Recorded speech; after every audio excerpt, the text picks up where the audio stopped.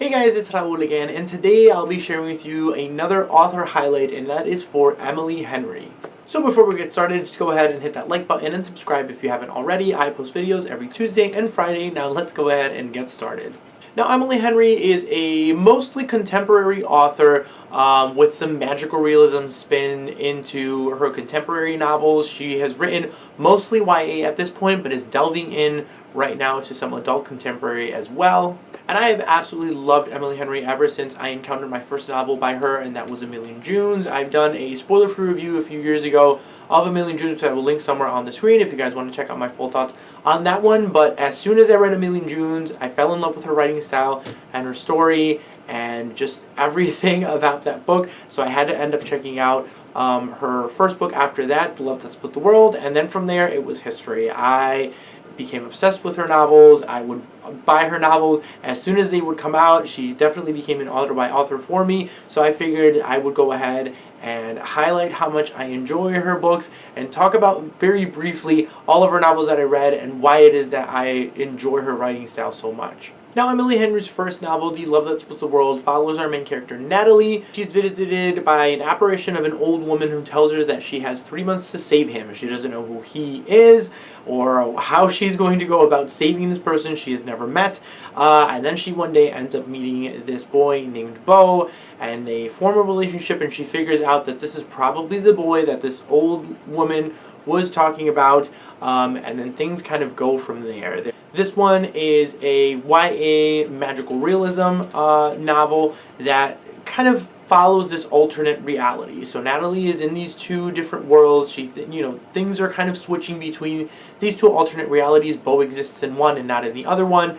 So it's very interesting kind of how Emily Henry plays on these two different realities, and you don't really know throughout the novel if this is all in Natalie's head or this is actually happening, and kind of how she deals with all of these things, because you have this boy named Beau, who she apparently thinks she needs to save, and she can only see him in one reality, not the other one. So it's very complicated, this dynamic that she has between these two characters and these two realities. It's very, very interesting. I know this is one that when it first came out, a lot of people loved and a lot of people absolutely hated. I think it was things were kind of very split between this novel, but I absolutely loved this novel when I read it. I really enjoyed the magical realism aspects in there, and I really enjoyed the fact that Emily Henry, in a lot of her books, and you'll see while I'm talking about her other novels, that she deals with a lot of grief and a lot of loss in a lot of her novels, and I think that's probably why I enjoy her as a writer so much, is the fact that she deals with kind of these heavier topics about loss and everything,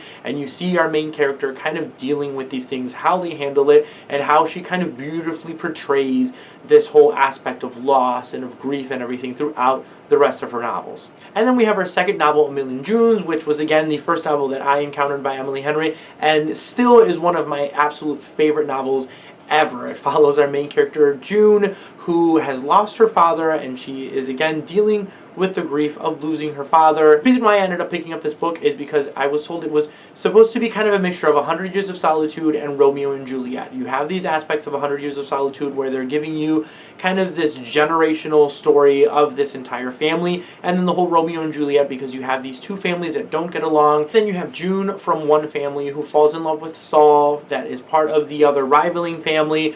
So yeah, I mean, it's very interesting to see their dynamics and know that they're part of this family that they've been told their entire lives that they're not supposed to be around, and then they kind of spark this relationship together, and June feels so guilty because her father, while he was alive, was constantly talking about how she wasn't supposed to get involved with this family, and now that he's passed away, she kind of finds this opportunity and ends up falling in love with a boy from this rivaling family, but feeling very guilty even though her father isn't around, that she is kind of stuck in this new predicament. I, again, absolutely loved this novel, mostly because of the story between June and her father. I mean, going back through this novel and her kind of talking about her relationship with her father and the loss and the grief that she's going through and dealing with that grief again was just so beautifully told. The magical realism aspect in this is that June kind of sees these ghosts in her house, and then these ghosts kind of, she knows that they're trying to say something, they're trying to tell her something, but she's not sure what it is. I mean, there are these bright lights that she sees around her house. She knows that there are ghosts or something from another world that are kind of trying to give her a message. And then you don't find out until the end what these lights really mean and what they really are. So I really enjoyed that aspect about it, that mystery revolving around these bright lights that are constantly around her home. And then obviously the dynamic between these two rivaling families. I absolutely adored this one. Again, as soon as I read this one, I knew that Emily Henry was going to become an autobiography author for me. And then we have her third novel, When the Sky Fell on Splendor, which follows a group of friends. It's kind of somewhat of Stranger Things vibes when I was reading this one. It follows a group of friends who like to kind of ghost hunt and go on these adventures and film their endeavors and everything and post them on YouTube. So during one of their endeavors, they encounter what they think is an alien encounter.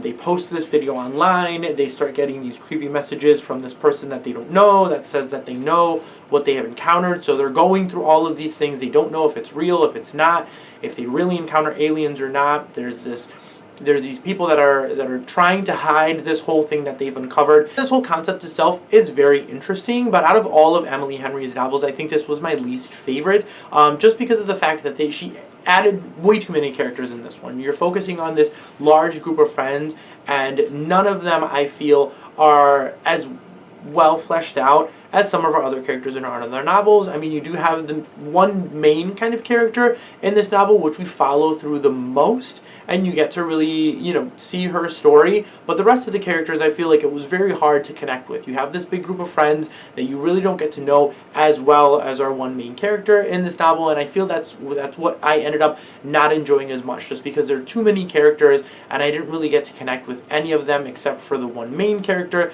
And I really wanted to really know more about these other friends. I really wanted to feel like everyone was connected, that everybody really enjoyed being around each other, that there was something more than just this group of ghost hunters, that they really did share a true connection, and it just missed the mark for me. I just feel like there was definitely connection missing in there. Again, our main character is dealing with some kind of loss and grief with her brother that got into an accident and is currently in a coma. But again, this one fell flat for me and is my least favorite out of all of Emily Henry's novels. Everything else by her I've absolutely loved, but this one just missed it for me a little bit. Then we have her next book, Hello Girls, which she co-wrote with Brittany Cavallaro, and this is a YA kind of retelling or inspiration of Bonnie and Clyde, where you have these two girls who are going on this road trip to find the mother of one of these two girls. She's on the hunt for her mom, who has not been in her life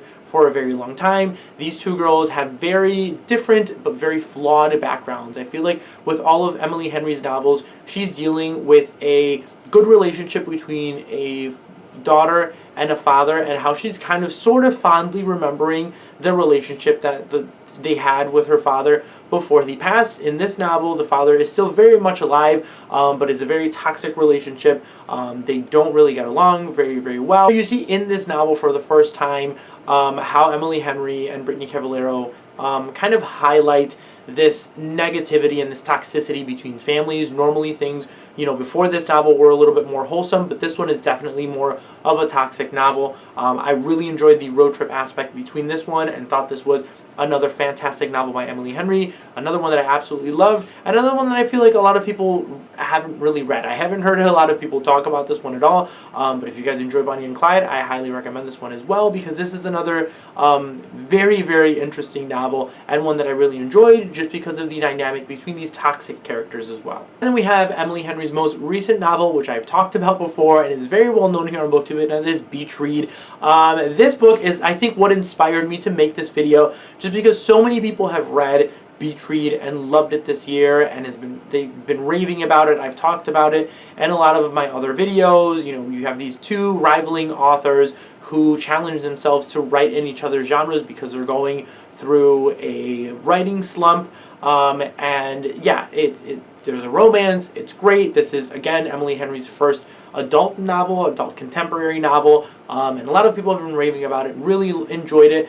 But because people have been raving about this novel so much, I feel like I again wanted to highlight Emily Henry as an author to hopefully inspire people to check out some of her other novels, because she has written 4 more novels before Beatride. So if you guys enjoyed Beatride, I highly recommend you checking out some of her other novels if those kind of stories seem interesting to you in any way. Again, Beatride is also another novel that incorporates loss. You know, you have our main character who has lost her father and is remembering him not so fondly in this one as some of her other characters do in her other novels, but again, it deals a lot with grief and with loss again, and how she is able to incorporate this again into a contemporary novel. I absolutely love it. I mean, I can't rave about it more than I have already. I've mentioned it many, many times. I just love the way that she handles grief and loss and family dynamics and relationships and friendships and romance itself. I just absolutely, absolutely love it. If you guys have, again, read Beatride, I highly recommend you checking out her other novels. If you guys have not read Emily Henry at all and you guys enjoy contemporary, I highly recommend it. Again, she's an author by author for me. I've said it before and I will continue to say it. If you guys have read any of Emily Henry's novels and enjoyed them or not enjoyed them so much, definitely let me know down below. I would love to discuss them with you guys. Thank you guys all again for watching, and I will see you all next time.